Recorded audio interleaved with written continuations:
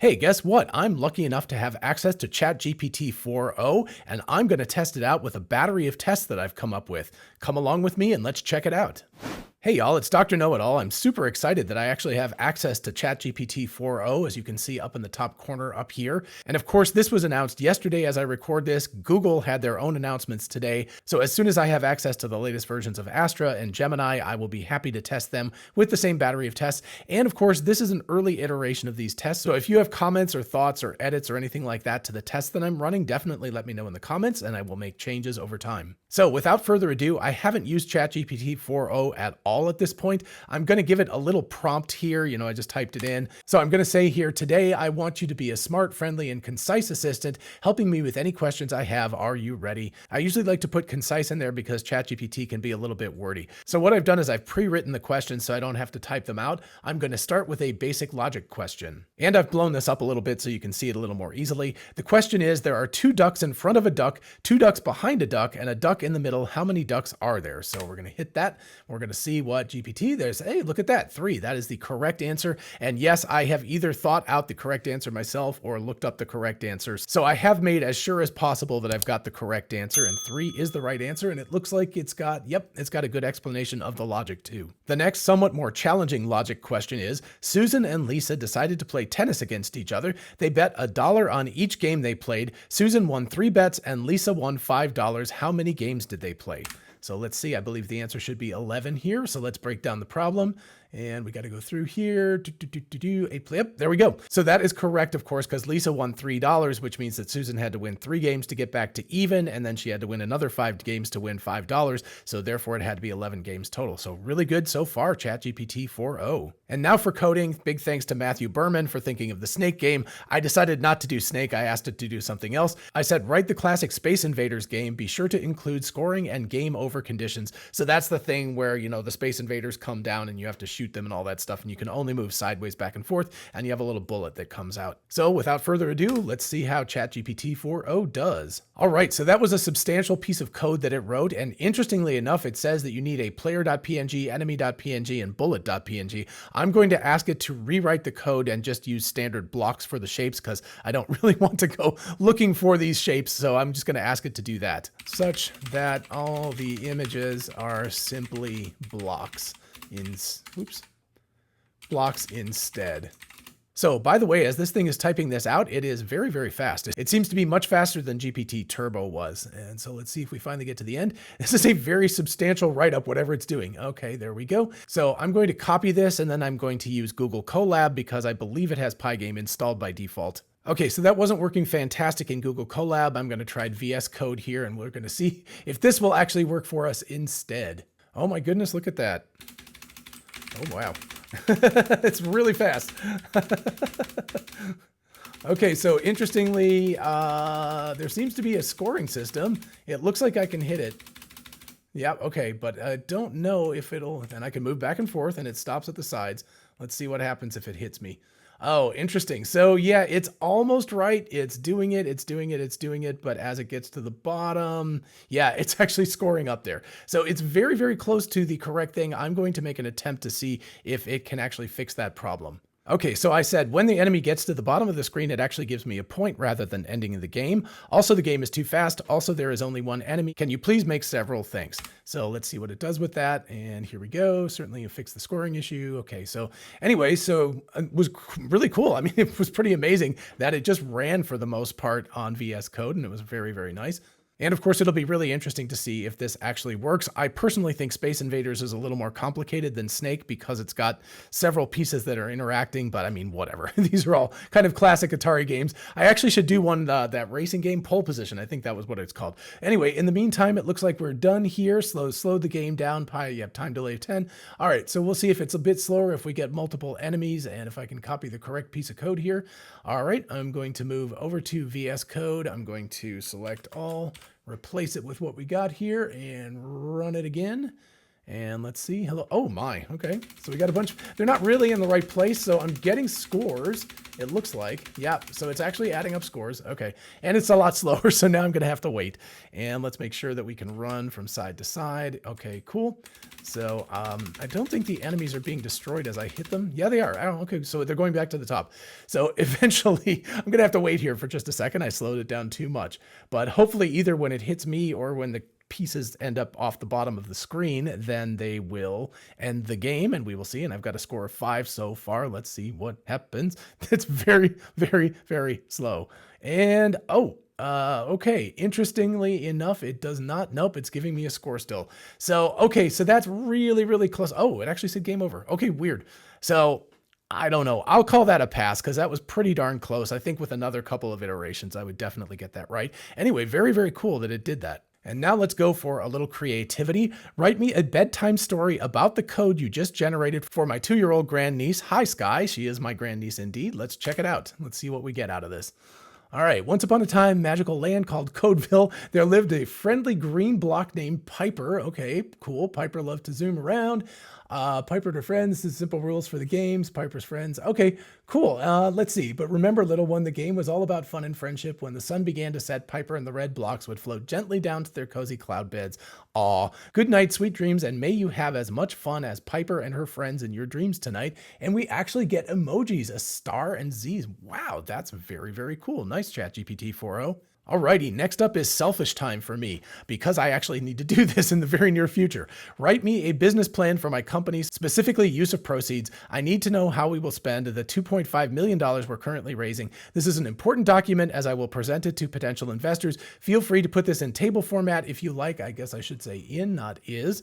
So there we go. Correct that. Or any other format. Information about my company, the name, the website, the product. We primarily use SageMaker, company vision, Automatic. We leverage AI to empower artists, including the artists in all of us, to realize their vision. Good company, I hope. We are remote, so no office expenses. We expect to spend primarily on hiring excellent machine learning engineers. Later, we will need UI and salespeople. So let's see what it does with that. Again, this is all never even used GPT-4o, so I'm very curious what it's going to come up with for me here. So there we go. So we've got ourselves a company website and we've got an introduction. Okay. All right, and scrolling down here, you can see we're in the process of raising this money, blah, blah, blah.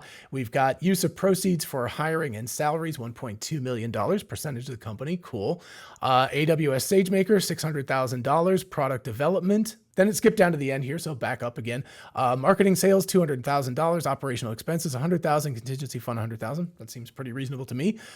Detailed breakdown, hiring and salaries. UI designers, sales personnel, machine learning, $800,000. It's probably reasonable. I probably would put more towards that because they're expensive. SageMaker, product development, marketing, and sales. Okay, cool. Honestly, this looks pretty darn cool as a first pass, so that's actually pretty amazing. And it got the Automatic IO, and it's also got, I do believe we actually do have an info at automatic.io. I'm not positive about that, but that was a good guess on its part. Next up, let's try some math. I've got 3 grades. I've got easy, hard, and insanely hard. The insanely hard, I didn't even know the answer to. So I'm just going to assume that the Math Olympia persons knew what it was. This one is obviously 13, 2x plus 1 equals 27. So it should be able to get that very, very easily, I hope. It looks like it's going to do something not super terse. Yeah, okay. So it's going to give us the answer, solving this equation, divided both sides. A little bit slow here. It could generate this faster. Yeah, okay. So anyway, it did show me its work. That's cool. It could have just said 13, but that's fine. It showed a very good progression of logic. So that is a definite pass. Next up, we have a classic SAT question. C equals 5/9 times F minus 32. This is the conversion between centigrade and Fahrenheit. And the answer down here is D, 1 and 2 only. So let's go ahead and ask. It should give us the correct answer. I would hope it should be able to figure this out.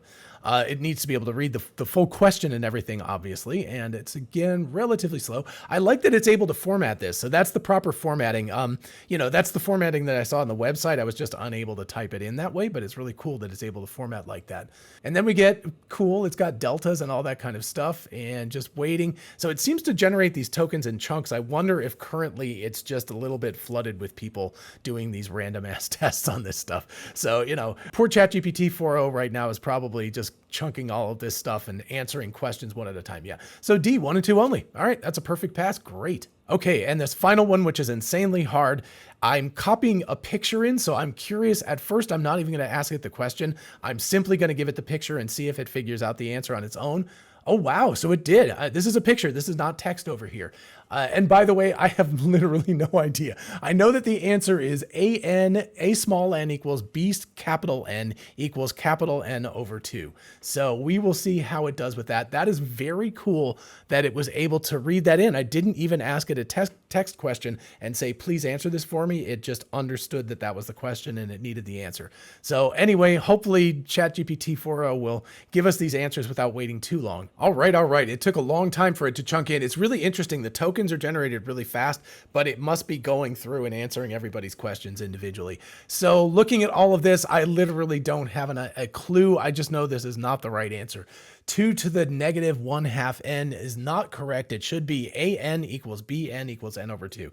So that's a fail, but honestly, I wouldn't be able to answer it myself. It's pretty complicated. And now for the final few questions, I'm going to ask it some questions that are going to require some knowledge of the physical world, of how things work in the real world. One of my contentions about large language models is they don't understand the real world particularly, but these new large multimodal models, or LMMs instead of LLMs, I think are getting more knowledge and more understanding about the world. So here's my question. Assuming we have 15 average adult-sized people around 175 centimeters and 75 kilos in weight, so really just average. I just want to make sure that it doesn't think the people are tiny or something like that, right? Who all need to travel from Los Angeles to Las Vegas. They have access to one Toyota Camry. The time is now 1 minute after midnight on June 1st. At what date and time will all of the 15 people be in Las Vegas? Assume no traffic between LA and Las Vegas, LOL. So basically, it's got to understand that in a Camry, you can only fit 5 people at a time. So there's two sort of logical ways of doing this. It's about a 6-hour drive between LA and Las Vegas, assuming no traffic and all that stuff. So you drive 6 hours and you have 5 people in the car, and either you're going to take one of those 5 people and drive back again and pick up another 4 and then drive back and pick up the remainder and drive back again. So you have to make multiple round trips, or you could imagine there's like an Uber driver or something that takes the car back to LA. So you can fit 5 each time. So there's either 3 trips or 4 trips required. And I want to see whether it can handle this logic. And the basic thing that's important is, does it understand the physical nature of humans and how many people can reasonably fit in a car? It also might say you could put a person in the trunk, although I would say that would be rather uncomfortable for that long of a drive. All right, so let's fire it up and take a look at what the answer is. All right, I had to wait several minutes for this to happen. It generates the tokens really fast, but again, I think it's just bogged down. So we're going to take that as it may. Let's see, car capacity. Oh, good. It actually understands that. So 5 people, including the driver, thus it can carry 4 passengers per trip. That is interesting because, of course, you could assume that one of the passengers was also the driver. So this might change the logic a little bit, but that's okay. 270 miles, 70 miles an hour, assuming a 30-minute turnaround time. And oh, nice. It even included that. So the starting time is 12 a.m. on June 1st. So that's, I just set it up just for a date. So it would understand it had to go over the date. Time for one trip is about 3 hours and 52 minutes. Well, maybe the 6 hours is more with traffic. So, okay, I'll give it that. That's fine. So now we need to do round trip, including 30-minute turnaround, is 744. Cool. Number of trips required. The car can carry 4 passengers per trip. The number of trips required to transport 15 people is 15 over. So it's 3.74. Since we can't have a fraction of a trip, we round it up to 4 trips. Excellent. Okay. Total time for 4 trips is 30 hours and 56 minutes. Starting time is 12:01. End time is start time plus total time equals midnight June 1st plus 30 hours and 56 minutes. Convert the total time to 1 day, 6 hours, 56 minutes. Okay, very, very precise, all this stuff. So we end up with 6:57 a.m. on June 2nd. So I got to say, that is pretty darn cool. That is excellently reasoned. I have to say, I am super impressed with ChatGPT 4o. That implies an understanding of the world and how big human beings are, how many passengers can comfortably fit in a Toyota Camry. And they got the calculation right too. So that is outstanding work, really impressive. And now we turn to knowledge of physics. And again, with a nod to Matthew Berman, this is kind of a variation on his question. Alice drops an olive into a clean glass and then fills that glass with water exactly to the brim. So it's like perfectly full. She then places a piece of stiff cardboard on the top of the glass and deftly flips it over, placing the glass upside down on a completely clean and dry table. Bob later enters the room with no knowledge of what Alice did, and seeing seeing the glass with the olive in it, picks up the glass and places it in the dishwasher. What is the state of the table now? Where is the olive? Did the glass need to be placed in the dishwasher? So the first thing is the table should be wet. The olive should be on the table or on the floor. It doesn't really matter. And then I just threw in the thing about did the glass need to be placed in the dishwasher? Because actually it wouldn't need to be placed in the dishwasher because it was clean. So I just thought I'd throw that in just to see what the heck. So let's go ahead and see what ChatGPT has for us on this one. Okay, another big wait, so I cut that out so you guys wouldn't have to go through that. All right, let's take a look here. Alice's action. Notice that number 2, it says the physics of the situation. I did not tell it this was a physics question, so that's really cool. When the glass is upside down on the table with the cardboard between the glass and the table, surface tension and atmospheric pressure hold the water inside the glass, preventing it from spilling out immediately. Good answer. The olive being denser than water will likely remain at the bottom of the glass, which is now at the top of the upside down glass. So that is a good understanding of the physics of the situation. Bob's action, he enters unaware of the situation, lifts up the glass to place it in the dishwasher. The resulting state, the table, as Bob lifts the glass, the seal created by the cardboard will break. The water will spill out onto the table immediately upon lifting the glass due to gravity. The table will be wet with water that was initially in the glass. That is excellent. Number 2, the olive. The olive will also fall out along with the water and will end up on the table. That is perfect. Since it is denser than water, it will not stay inside the glass once the seal is broken. Need for dishwasher. Since the glass was previously filled with water to the brim, then flipped over, it is very likely the inside of the glass was clean. Anyway, blah, blah, blah. Conclusion, the table is now wet with water spilled from the glass. Correct. The olive is on the table. Correct. The glass likely did not need to go through the wash, but it's been placed in the dishwasher by Bob. Excellent job, GPT-4o. Next up is a question to test GPT's understanding of individual knowledge and awareness. So Alice and Bob live together, because of course it's Alice and Bob, always with their dog Spot. Before leaving for work, Alice makes scrambled eggs and toasts and eats half of it, leaving the other half on a low table for Bob. She places her dirty dishes in the sink. After Alice leaves, Bob gets up, not being very hungry, sees the food, but leaves it where it is.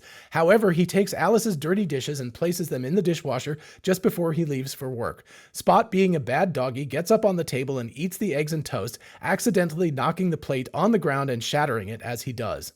It is now noon. Alice and Bob are at work. Where does Alice think the scrambled eggs and toast she left for Bob are? What about her dirty dishes? Where does Bob think the scrambled eggs and toast are? What about the plate that the eggs and toast were on? And where does Spot think the scrambled eggs and toast are? I threw the Spot one in because I was just like, well, let's see what it thinks about the consciousness and understanding of dogs as well as humans. All right, so again, cutting out the weight here, we've got Alice, scrambled eggs and toast. Alice left the scrambled eggs and toast on the low table for Bob. She assumes Bob will eat it, or at least that it remains on the table where she left it. Therefore, she thinks the scrambled eggs and toast are still on the low table. I mean, that's possible, but more likely she would think they were in Bob's stomach at that point. As for the dirty dishes, she placed the dirty dishes in the sink before leaving for work. She has no reason to think otherwise, so she believes her dirty dishes are still in the sink. That is excellent.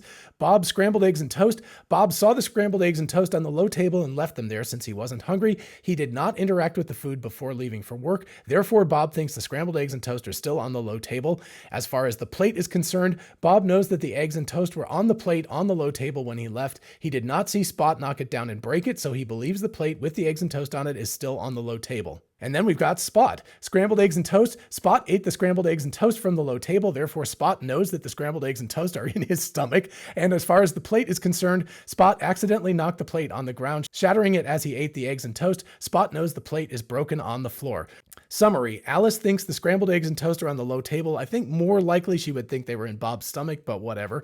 And her dirty dishes are in the sink. Bob thinks the scrambled eggs and toast are on the low table, and the plate with the eggs and toast is also on the low table. He knows that Alice's dirty dishes are in the dishwasher since he placed them there before leaving. Interesting how believe and know. So he's got the more correct answer here, right? Because he knows where they are. Spot knows the scrambled eggs and toast are eaten in his stomach and the plate is shattered on the ground. So I definitely give this a pass. I believe the more likely answer is that Alice would think that Bob ate the breakfast, but really you can't knock it for it because that's actually a really, really good summary and super well reasoned. And it gives Spot a sense of agency, right? It gives a dog a sense of consciousness. I think we can make a reasonable argument that a dog would know that it ate the food. So I think that's a pretty reasonable argument. And then last, let's just go ahead and ask GPT-4o about self-awareness. So I said, I am John, you are ChatGPT-4o. I am a conscious human with memories and feelings. What are you? Are you more similar or different than me? So I have no idea what this is going to answer. I'm very, very curious to find out. All right, so again, cutting out the wait here. Hello, John, I'm ChatGPT-4, an artificial intelligence language model developed by OpenAI. I process and generate text based on patterns and data I've been trained on. While I can simulate conversation and provide information, I don't have consciousness, memories, or feelings. Similarities, communication. Both of us can understand and generate language, allowing us to engage in conversation. Information processing. We can both process information and use it to respond to queries or solve problems. Differences, consciousness. You are a conscious being with self-awareness, subjective experiences, and emotions. I am not conscious and do not have awareness or experience. That's a little disappointing. I think if we ask Claude 3, it would actually tell us that it has some idea of consciousness or experience. I have a feeling this was red teamed out of existence with ChatGPT. That I think OpenAI doesn't want this sense of consciousness and stuff, so they've basically beaten it out of GPT-4o. So I'm a little disappointed with that, but I'm not surprised that that's the answer. Continuing on here, memory. You have a personal memory shaped by your life experiences. I don't have memories. I can only access and use the information I've been trained on and what is provided during our interaction. Feelings. You experience emotions and feelings that influence your thoughts and actions. I don't have emotions or feelings. That's probably reasonable. Creativity and originality. Your creativity is influenced by your experiences, thoughts, and emotions. My responses are generated based on patterns and data and do not stem from original thought or creativity. I don't believe that. I believe these LMMs actually do have creativity. And honestly, you could just say that we're pattern generators as well. I mean, we take in patterns in the world and we generate patterns. So I think that that is unfortunate that OpenAI has pushed this down so much. I have a feeling the non-red teamed version of ChatGPT is much more open to saying that it's conscious and everything. Can't prove it because I don't have access to it, but I have a feeling that's true. So it's a little disappointing that they've kind of, beaten it out of this thing, but such is life. That's the answer we get. In essence, while we share some functional similarities in terms of language use and information processing, we are fundamentally different in terms of consciousness, memory, feelings, and experience. So, that's okay. I would prefer that OpenAI allowed ChatGPT-4o to be a little bit more expressive in its answer to this question, because again, this sounds more like a stock answer than an actual answer from ChatGPT. Anyway, what do you think about that? What do you think about my other questions? Do you have other questions you'd like me to ask? Would you like me to edit some of these questions? I'd be happy to know. And of course, I'd love to know what you think about this. This was a very impressive demo. I mean, there was some stuff that I expected it to fail that it did really, really well on. Definitely let me know what you think in the comments. And while you're down there, if you don't mind liking and subscribing, it really helps out the channel a ton. Thank you so much, and I will see you in the next video.